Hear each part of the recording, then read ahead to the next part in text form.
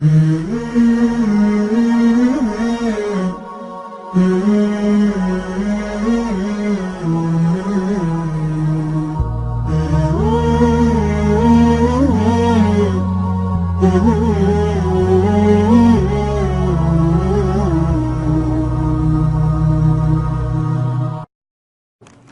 the Quran has left no loopholes, and the Quran also has not given the chance to someone or for someone to say, continue oppressing him because he will continue forgiving, no problem.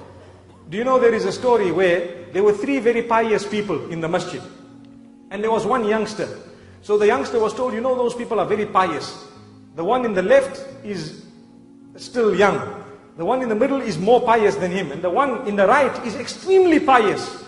So he said, how can I know the difference between he who is pious and he who is not pious? So the youngster was told, well, they concentrate a lot. So he said, all right, let me see. He went to the first one, Salamu alaikum. No response. He was involved, this man was involved in his dhikr and recitation of the Quran, no response. So this youngster decided to give him one clap on his face.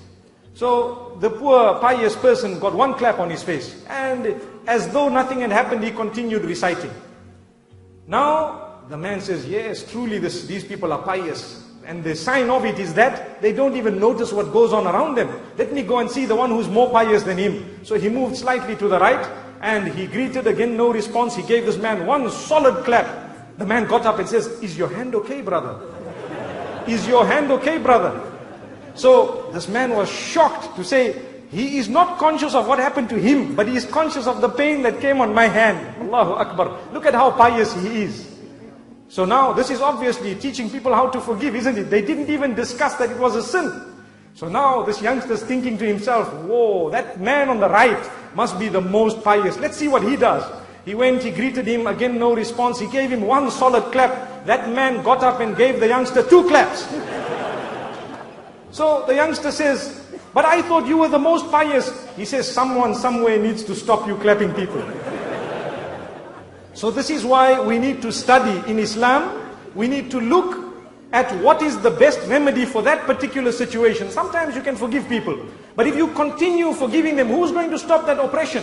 This is why the hadith says that if you do not stop an oppressor from oppressing others, then chaos will overtake the whole community, and then you will make dua to Allah subhanahu wa ta'ala and He won't respond, because you will be collectively guilty of having allowed an oppressor to keep on oppressing or keeping on oppressing the rest of the people. So it's important that we balance it as we have been taught. May Allah subhanahu wa ta'ala grant that to us. أمة الإسلام بشرى إننا نلمح فجرا في شباب قد أشادوا صحوة للدين كبرى.